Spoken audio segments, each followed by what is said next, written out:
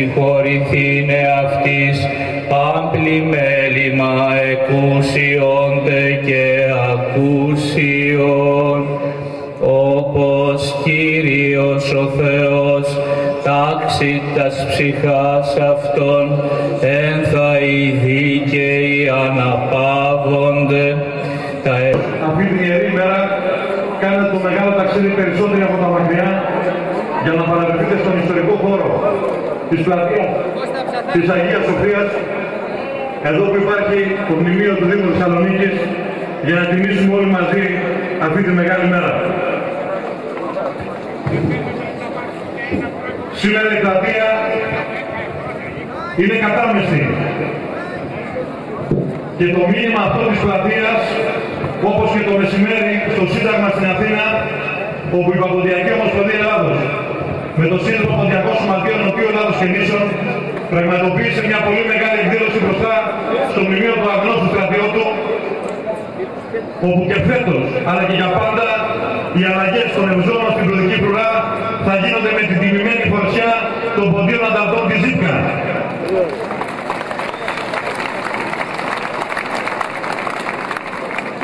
Στην Αθήνα ήταν ομιλητής ο Πίτερ Κουντουτζιάν, ένας Αρμένιος της Αμερικής,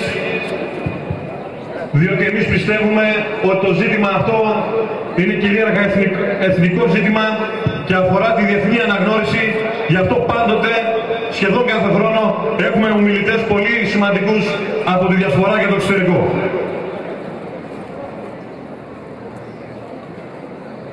Σήμερα συμπληρώνουμε 10 ακριβώς χρόνια. Η Παποντιακή Ομοσπονδία Ελλάδος, σε αυτόν εδώ τον ιερό χώρο, ήταν η 19η Μαΐου, ημέρα Δευτέρα, εδώ σε αυτό το χώρο, στην Άλλη Γωνία, όπου η Παποντιακή Ομοσπονδία Ελλάδος έκανε την πρώτη μεγάλη μαζική εκδήλωση, σπάζοντας ένα κύκλο της σιωπής τα προηγούμενα χρόνια, με ομιλήτρια την πρίτανη των Πανεπιστημίων της Ευρώπης, την κυρία Ελένη Γλίκα Τσερβελέρ. Έκτοτε ακολούθησαν πάρα πολύ σημαντικοί και σπουδαίοι ομιλητές. Σήμερα έχουμε τη χαρά και την τιμή να υποδεχόμαστε τον στρατηγό αποστρατεία συγγραφέα Φραγκούλη Φράγκο.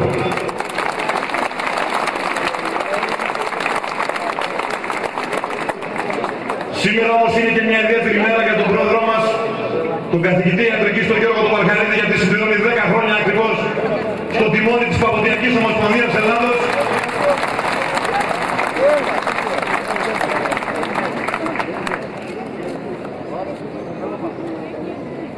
Θα μας μιλήσει για τους στόχους της Παποντιακής Ομοσπονδίας, για τα όνειρα, για τα οράματα όλων των ποντίων στην Ελλάδα και στο εξωτερικό. Παρακαλώ, ένα ζεστό χειροκρότημα στον πρόεδρό μας.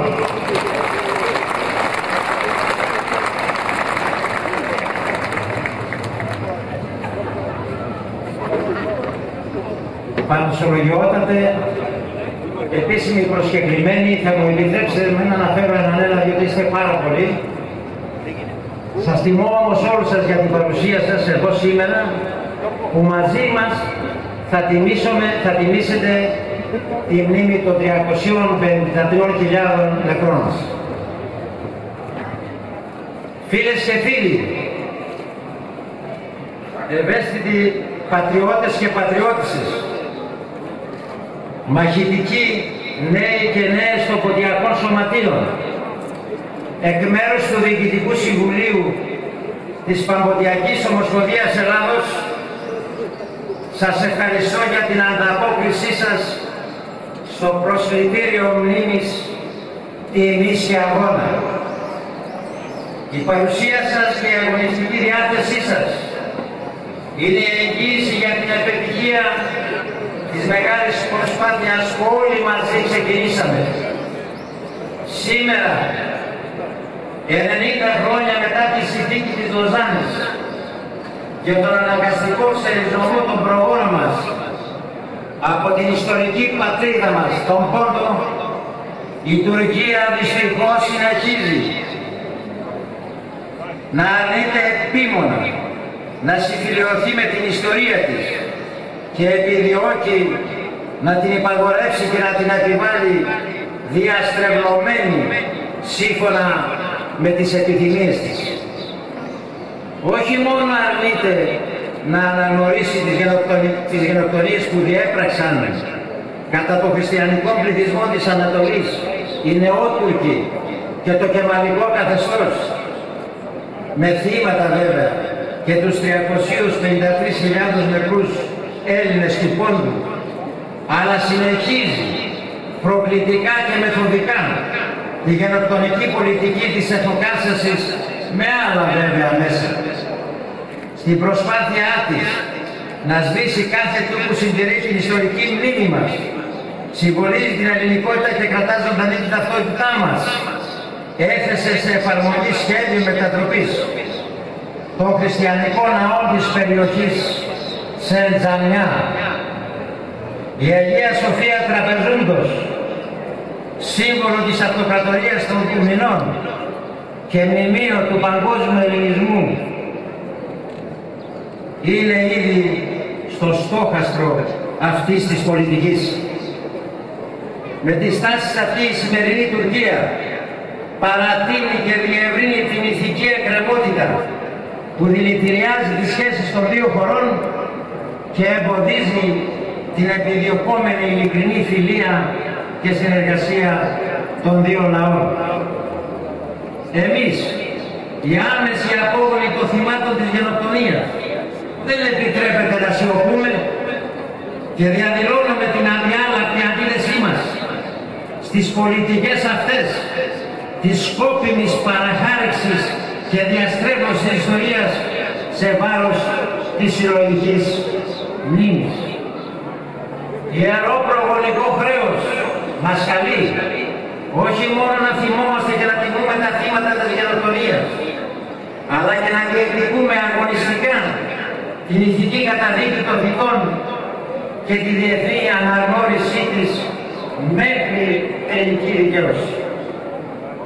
Γι' αυτό είμαστε και σήμερα εδώ, για να διαδηλώσουμε όλοι μαζί ότι δεν ξεχνούμε, ότι είμαστε αποφασισμένοι να αγωνιστούμε μεθοδικά και σε συνεργασία με τις οργανώσεις των ποντίων σε όλο τον κόσμο να διεκδικήσουμε μια ηθική ικανοποίηση που μας την οφείλει η Τουρκία και τη δικαιούμαστε από τη διεθνή κοινότητα. Ζητούμε από την Τουρκία να αναγνωρίσει το διαπραχθέν έγκλημα της γενοκτονίας κατά των Ελλήνων του Πόντου και των χριστιανικών πληθυσμών της Ανατολής. Ζητούμε από την ελληνική πολιτεία, η οποία μετά την αναγνώριση βέβαια το 1994 ομόφωνα της γενοκτονίας των Ελλήνων του Πόντου και την καθιέρωση της 19η Μαΐου ως ημέρα μνήμης της γενοκτονίας των Ελλήνων του Πόντου, είναι ακούσα παντελώς στη διεθνή αναγνώριση της γενοκτονίας των Ελλήνων του Πόντου. Από την Βουλή των Ελλήνων να ενημερώσει τα κοινοβούλια των ξένων χωρών και από ολόκληρο τον πολιτικό κόσμο της χώρας να μετατρέψει το ιστορικό και ηθικό αίτημα σε πολιτικό και να υποστηρίξει ενεργά και μεθοδικά τη διεθνή καταδίκη και αναγνώριση της γενοκτονίας των Ελλήνων του Πόντου. Φίλες και φίλοι, απευθυνόμενος στην ελληνική πολιτεία, και βλέπω και πολλούς πολιτικούς από όλα τα κόμματα, αισθάνομαι την υποχρέωση, την ιερή αυτή στιγμή, τιμής και μνήμης των θυμάτων της γενοκτονίας. Να αναφερθώ στους αδελφούς μας νεοπρόσφυγες από την τέως Σοβιετική Ένωση, οι οποίοι εξαιτίας της γενοκτονικής βέβαια πολιτικής της Τουρκίας είχαν την τραγική μοίρα να υποστούν το δράμα της προσφυγιάς σε πολλές πράξεις. Δράμα που ο λαοφιλής αείμνηστος τραγουδιστής μας Στέλιος Χατζατζίδης συνόψισε σε 2 στίχους.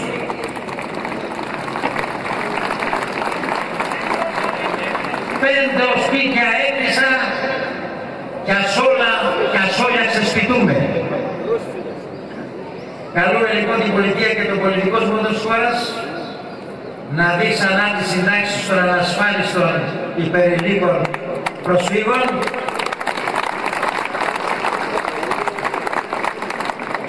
και να τονίσει το θέμα μέσα από πραγματικές ιστορικές, εθνικές και ηθικές διαστάσεις. Ζητούμε τέλος από τον σημερινό Πρωθυπουργό της Τουρκίας, κύριο Ερντογάν, να πει επιτέλους μία λέξη, τη λέξη συγγνώμη από τον ποντιακό ελληνισμό.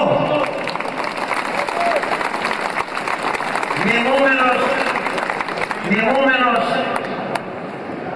τον τέος καγκελάριο της Δυτικής Γερμανίας, κύριο Βίλι Μπραντ, ο οποίος ζήτησε συγγνώμη από τον ευρωπαϊκό λαό για το ολοκαύτωμα των Αθέων. Ευχαριστώ πολύ.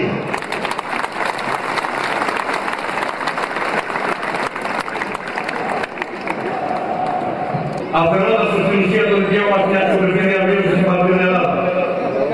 Η πολιτική βούληση από την πλευρά της κυβέρνησης δυστυχώς δεν υπάρχει και το λέω ευθαρσώς από τους μέχρι τώρα απαντήσεις που πήραμε σε αντίστοιχες ερωτήσεις του ΣΥΡΙΖΑ, όπως επίσης και στη μία αποδοχή τροπολογίας σε ανάλογο νομοσχέδιο πριν από 2 μήνες. Σε κάθε περίπτωση, η σημερινή επέτειος γενοκτονίας των νέων του πόντου που γράφεται στην ιστορία δεν μπορεί να μας παραπέμπει σε έναν λαό με δυνάμεις ψυχής που διακρίνεται από αγωνιστικότητα, αλληλεγγύη που μεταφέρει στις επόμενες γενιές κουλτούρα, ήθη και αξίες. Τα δικό μας.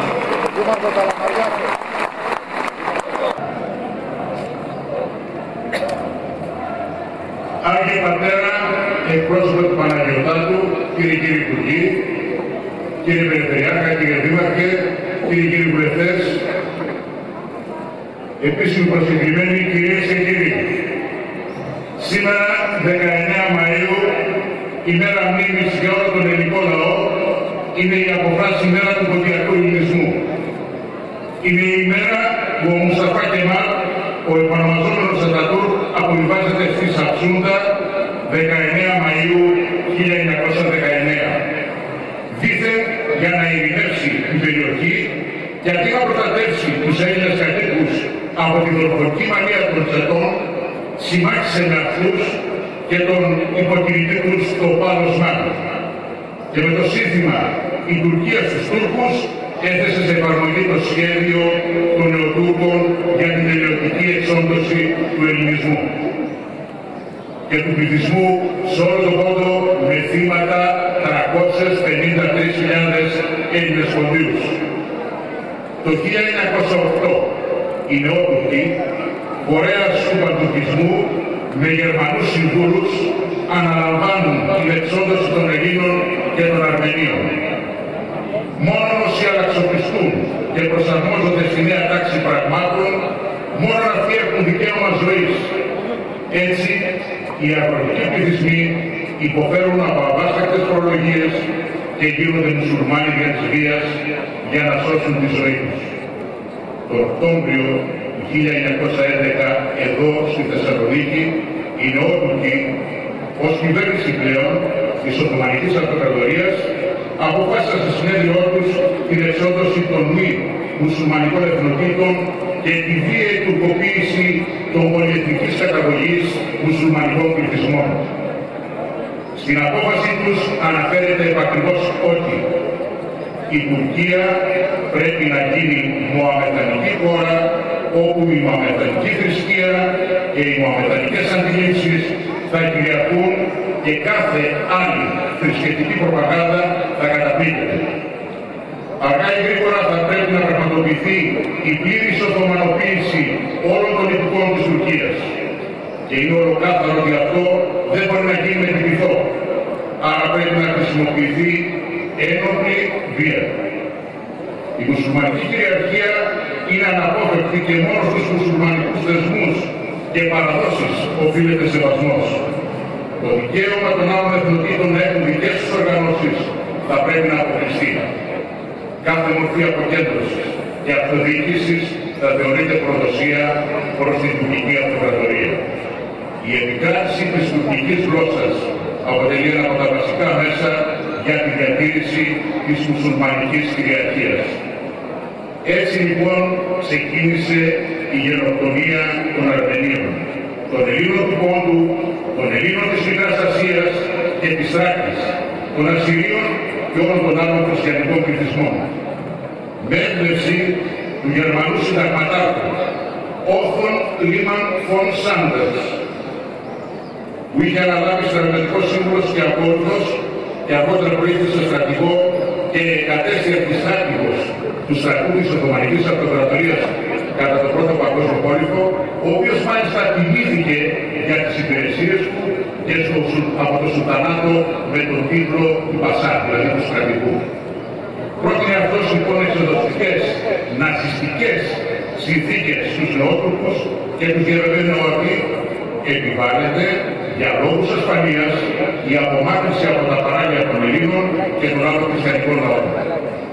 Η πρότασή του ήταν, επακριβώς την αναφέρω, ότι οι παγωνιές και το κρύο του χειμώνα, οι βροχές και η μεγάλη υγρασία, ο ήλιος και η τρομερή ζέστη του καλοκαιριού, οι αρρώστιες του εξανθηματικού τύπου και της χολέρας, οι κακουχίες και η ασιτεία θα φέρουν το ίδιο αποτέλεσμα που λογαριάζετε εσείς με το δικό σας σχέδιο, δηλαδή να τους ξεκαθαρίσετε με σφαγές.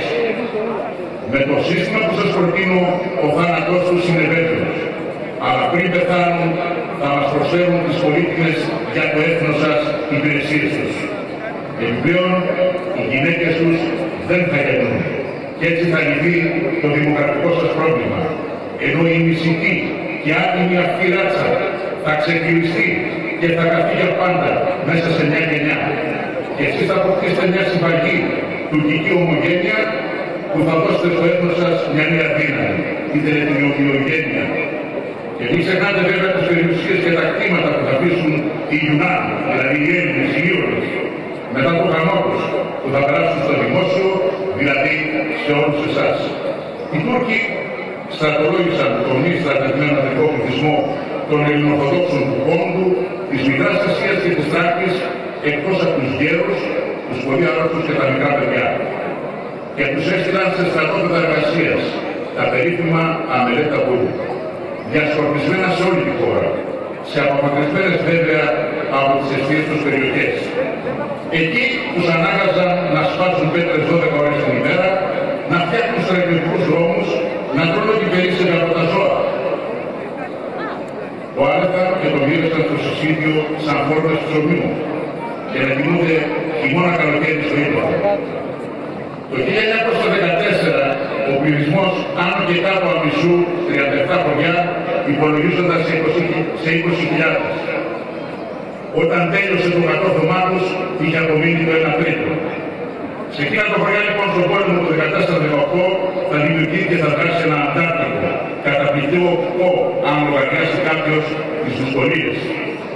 Το εγκληματικό όριο της νεοτουρκικής συμμορίας τέθηκε σε εφαρμογή, ιδιαίτερα από τον Εβέρ Πασά, που είχε ασχοληθεί με την εξόδωση των Ελλήνων του πρώτου διωγμού, με τον λευκό θάνατο, στις εξωτερικές πορείες του εσωτερικού και στα τάγματα εργασίας των Ελλήνων, ιδιαίτερα του Πόντου, κατά τη διάρκεια πάλι του Πρώτου Παγκοσμίου Πολέμου. Το χρονικό εξωτερικό στο Πόντου είναι ατέλειωτο, στη Βάπρα, από 6.270.000 γυναικόπαιδα και γέροντες σώθηκαν μόνο 2.000. Οι πλήστοι των οποίων υπέκυψαν στον εξωτερικό τύπο, μαζί τους και 150 παιδιά του ορφανοτροφείου, στην πορεία του θανάτου προς την Ελληνική, την γνωστή Μαλάθια. Εκεί από τα 150 παιδιά δέσαν μόνο τα 20. Τον Ιούλιο του 1921, στις περιφέρειες Τραπεζούντος, Σουρμένων, Ριζούντος, εκτόπισαν όλο τον αντικό πληθυσμό από 15-60 ετών. Στην πορεία κατέσπασαν τους περισσότερους. Οι δε υπόλοιποι πέθαναν τις κακουχίες και τους βασανισμούς. Στην Κερασούντα από 14.000 σώθηκαν μόνο 4.000 γυναικόπαιδα. Στην Ινόη, ο Οσμάν Πασάς διέπραξε ό,τι και στην Κερασούντα.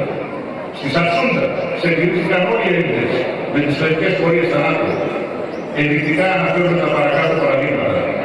Από το 15 ως το 1924 δολοφονήθηκαν 353.000 Έλληνες του Πόντου και αν προσθέσουμε τους 700.000 Έλληνες της Ιωνίας και της Θράκης που βρήκαν τραγικό θάνατο με τον τρόπο που σας προαναφέρθηκε, φτάνουμε τον αριθμό που ξεπερνάει το 1 εκατομμύριο και κατά άλλους είναι 800.000. Οι θηριωδίες των Τούρκων ήταν αρρύθμιτες. Αποτελούν όμως απόδειξη και του εξωτερικού προγράμματος του Κεμάλ την περίοδο 21-22.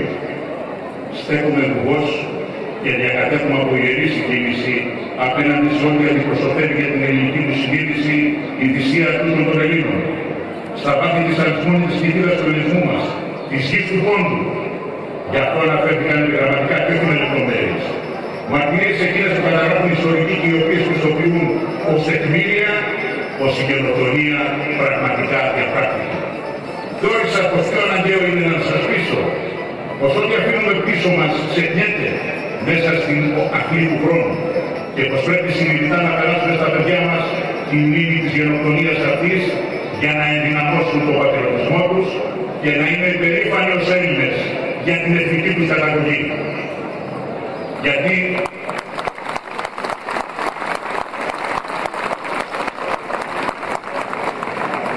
οπωσδήποτε μέσα στη σκοτωδίνη των ζωφερών χρόνων που διανύουμε, η ιστορική μας συνείδηση και η ταυτότητά μας διακυβεύοντας σε ένα παγκοσμιοποιημένο πλανητικό σύμπαν, ποια θα είναι ή καλύτερα ποια θα πρέπει να είναι η αντίστασή μας απέναντι στο άνυδρο τοπίο της σημερινής εκδικητισμένης και υλικής κοινωνίας μας. Αυτό που μας αγγίζει και μας προσδιορίζει είναι η ιστορία μας, ο πολιτισμός μας, οι ηθικές αξίες, η πίστη μας στον Χριστό, η πορεία μας μέσα στον χρόνο, η παρουσία των πατεράδων μας και των παππούδων μας.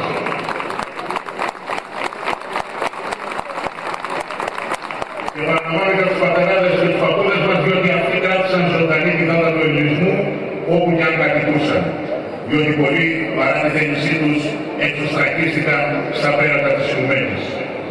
Στο μακρινό λοιπόν Κόγκο, από τα πανάρκια χρόνια, είχαν εγκατασταθεί οι Έλληνες μετατρέποντας με το μόχθο τους τον υδρότα τους σε κακό και τον αγώνα τους σε δημιουργική συμβολή στην πανανθρώπινη ιστορία. Ο Πόντος είχε γεμίσει σχολεία, καθιδρύματα, είχε μεταλαμπαδεύσει το φως του κόσμου σε ιστορική πνευματική διαδρομή από τους αιώνες.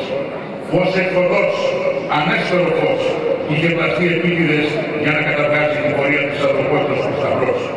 Και μέσα σε αυτό το σκηνικό της γαλήνιας προσφοράς, όπου ο πολιτισμός, η παιδεία και η οικονομία άκμαζαν, ζηλόφθονοι εχθροί θέλησαν να σπρίνουν τη συμφορά, να καπηλευτούν την ιερή δάδα της παιδείας, να τερματίσουν τη ζωή των ελληνικών κοινοτήτων, να εξοδώσουν την πολυφωνία από την δέος Οθωμανική Αυτοκρατορία και να την μετατρέψουν σε τουρκική.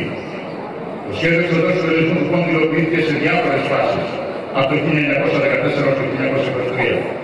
Εκτενείς αναφορές των τουρκικών θηριωδιών διασώζονται σε προξενία όλων των μεγάλων δυνάμεων της περίοδου εκείνης, αλλά και του Ελληνικού Υπουργείου Εξωτερικών.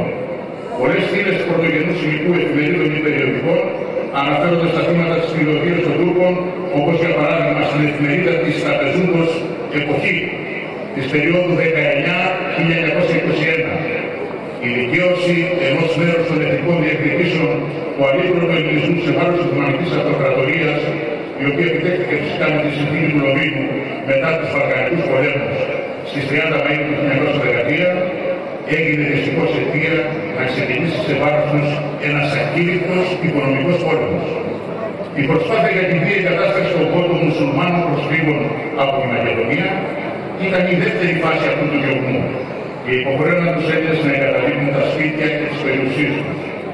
Ως αποτέλεσμα των εκβιαστικών συνοικήσεων χριστιανών και μουσουλμάνων, αυτές διώγωσαν το αντάρτικο κίνημα και ομάδες ανταρτών έδωσαν στις περιοχές Αμισού και Πάφρας, στο Δυτικό Κόγκο, και τις Άντρας και των Σουρουμένων, στον Ανατολικό. Συνολικά, το αντάρτικο των Ελλήνων του Κόγκου στην κορύφωσή του, σημειώστε το αυτό, αριθμούσε 12.000 μαχητές χωρίς καμιά βοήθεια εδώ από την Ελλάδα.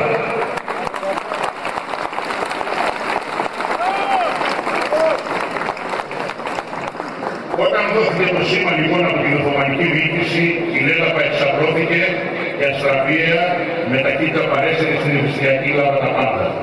Βάρβαροι τσέτες εισέβαλαν με ορμή στα καλυμάρμαρα σπιτικά των Ελλήνων. Σε κάθε τους εισβολή έφταναν πίσω τους ποταμούς αίματος. Ατέρμονη ροή πόνου, ανθρώπινα ερήπια. Οι άνθρωποι είχαν πια αποδέσει την ανθρώπινη ιδιότητά τους. Μια ζωή που έμοιαζε με το μαρτύριο του Χριστού στη σκηνή του Σταυρού. Το Μάιο του 1916, επιστολή του Γερμανού Καραβαγγέλη, Μητροπολίτη Αμισού, που οι Γερμανοί κατεκράτησαν, συνόστο αυτό, οι Γερμανοί κατεκράτησαν και δεν έφτασε ποτέ στον Οικουμενικό Πατριάρχη Κωνσταντινούπολης και Νέας Ρώμης, αλλά κρατήθηκε στο Βερολίνο. Ένα λοιπόν αποστολάκι συνενετικό. Συμμορία λατσών του Καλδεύου και το άλλο είναι οι λάτσοι που κατοικούν στα σύνορα με την Αυγασία και χωροφυλάκων εισερθούσε στο χωρίο Ταφλάν. Εκεί συνέλαβε τον ιερέα Σάβα, τον οποίο δέσα χείρας και πόδας υπέβαλαν τις φρικόνη βασανιστήρια. Εδώ το χωρίο συλλαμβώντες ταυτοχρόνων την Αναστασία Νικολάου Καρπασόγλου εκκίνωσαν μέχρι μασών και περιέφεραν στο χωρίο Νικηδίνου. Οι παραδιδόμενοι εκ των φυγοστάτων ελήφθησαν εις τα φυλακάς, βγαίνουν δε επί 1,5 μήνα νύστης. Στην Κύρια έπειτα τους έδεσαν κατά εκατοντάδες πικροπαίδες και τους εξαπέστειλας δέσμιους στη Σεβάστια, στο σημερινό Σίβας. Δηλαδή μια διαδρομή 15 ημερών. Εκ τούτων πάντων συνάγεται Παναγιώτατε, εννοεί του Πατριάρχη μας, ότι τα χωριά ημών καταδυναστεύονται σκοπίμως και με πρόγραμμα ορισμένων σκοπούν την καταστροφή παντός όπου περιεσώθη από το δρέπανο του αμελέτατου. Μέσα σε αυτό το πλαίσιο, ο Γερμανός Καραβαγγέλης, Μητροπολίτης Αμισού, αναδείχθηκε σε προστάτη των Ελλήνων του Δυτικού Κόντου. Η τραγωδία όμως είχε αρχίσει να προσλαμβάνει ανεξέλεγκτες διαστάσεις. Όταν η γυναίκα του Ιταλού πρέσβη εκτοπίστηκε, ο Γερμανός πρόσωπος βλέποντας τους φίλους από την Αμισό να κλαίνε, είπε το περίφημο: «Γιατί κλαίνε, μέσα σε λίγο θα φύγει όλη η Αμισός». Και ενώ συνεχίζοντας το Δυτικό Πόντο του Αντάρτικο, εντείνονταν οι άγριες και καθαριστικές επιχειρήσεις των Νεοτούρκων και των Γερμανικών, αφού ο Ραφέτ Πασάς, γενικός διοικητής του Παραλιακού Πόντου, είχε δώσει εντολή να εξεδοθούν οι φυγόστρατοι, οι φυγόδικοι αλλά και οι λοιποί Έλληνες που είχαν καταφύγει στα βουνά του Αγιούτεπε, του Τσάντακ, του Τεργέντα. Η διήθεση των Ελλήνων της Κερατσούντος, του Σανισού και άλλων πόλεων επιβεβαιώνεται επιπλέον από τις εκθέσεις της Ελληνικής Πρεσβείας της Κωνσταντινούπολης προς το Ελληνικό Υπουργείο Εξωτερικών. Στην Πάτρα, στις 5 Ιουνίου του 1921, περικυκλώθηκε από ομάδες Τούρκων, Αλβανών και Λαζών που πλησιώθηκαν από κλεισμένους χωροφύλακες και απαιτούσαν να παραδοθούν οι άντρες. Όσοι βρέθηκαν αποκλείστηκαν στις εκκλησίες Σλαμαλίκ, Σουλούβερε, Παναγίας και Οξέσου και δολοφονήθηκαν ή κάηκαν ζωντανοί. Οι 7 ιερείς σκοτώθηκαν με τσεκούρι. Στη συνέχεια βίασαν τις γυναίκες και στις σύστηλαν σαν κομμάτι στην Κασταμονή. Στις 20 Αυγούστου του 1921, καθηγητές και